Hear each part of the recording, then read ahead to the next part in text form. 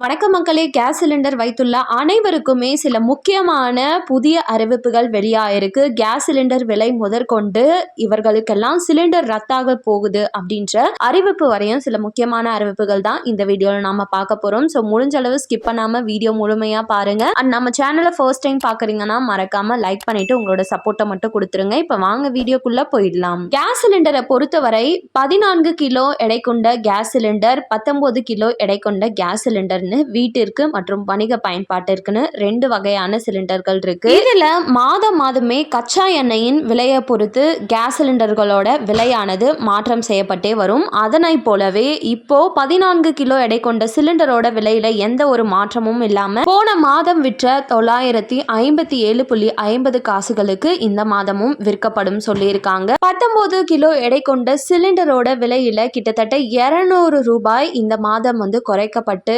2706 ரூபாய்க்கு விற்பனை செய்யப்படும் சொல்லியிருக்காங்க. உங்க ஊர்ல எவ்வளவு விலையானது இப்போ சிலிண்டர் அப்படின்றத கமெண்ட்ல சொல்லிட்டு போங்க. அண்ட் இரண்டாவது முக்கிய அறிவிப்பா அனைவருக்கும் கிட்டத்தட்ட 4 மணி நேரத்திற்குள்ள சிலிண்டர் வழங்கும் ஒரு புதிய திட்டத்தை இப்ப இந்தியன் கேஸ் நிறுவனம் அமல்படுத்தி இருக்காங்க. இது எந்த வகையான கேஸ் சிலிண்டருக்கு அப்படின்னு சொல்லி பார்த்தோம்னா 5 கிலோ எடை கொண்ட கேஸ் சிலிண்டர் மற்றும் 10 கிலோ எடை கொண்ட சிலிண்டர் வைத்திருப்போருக்கு தான் நீங்க புக் பண்ண 4 மணி நேரத்திற்குள்ள இதற்கு மேல சிலிண்டர் வழங்கப்படும் அப்படின்றத வெளியிட்டிருக்காங்க. அண்ட் மூன்றாவது முக்கிய அறிவிப்பா, நம்ம இதற்கு முன்னாடி சிலிண்டர் அப்படின்றத புக் பண்ணி பெற்றுட்டு வந்துட்டு இருப்போம். அந்த சிலிண்டர் பெற்ற உடனே நமக்கு இந்த மானியமானது வங்கி கணக்குகள்ல வரவு வைக்கப்படும். இப்போ யாரெல்லாம் KYC கம்ப்ளீட் பண்ணாம இருக்கீங்களோ அனைவருக்குமே இந்த மானியமானது தொடர்ந்து கிடைக்க வேண்டும் அப்படின்னு நினைச்சீங்கன்னா உடனே உங்களோட ஆதார் கார்டை எடுத்துட்டு போயிட்டு கேஸ் ஏஜென்சி கிட்ட கொடுத்து EKYC கம்ப்ளீட் பண்ணிக்கோங்க. அப்படி இல்லைன்னா உங்களுக்கு இந்த கேஸ் சிலிண்டருக்கான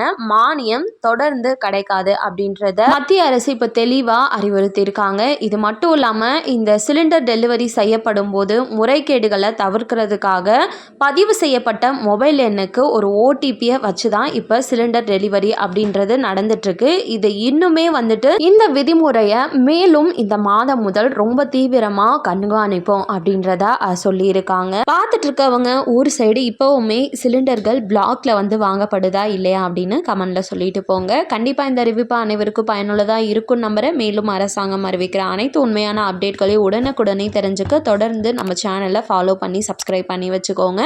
அண்ட் வீடியோ பயனுள்ளதா இருந்தால் மறக்காம ஒரு லைக் பட்டனையும் தட்டி விட்டுருங்க. நிறைய பேருக்கு ஷேரும் பண்ணுங்க. அது மூலமா அவங்களும் பயன்பெறட்டும். நன்றி. மீண்டும் அடுத்த வீடியோல உங்களை சந்திக்கிறேன்.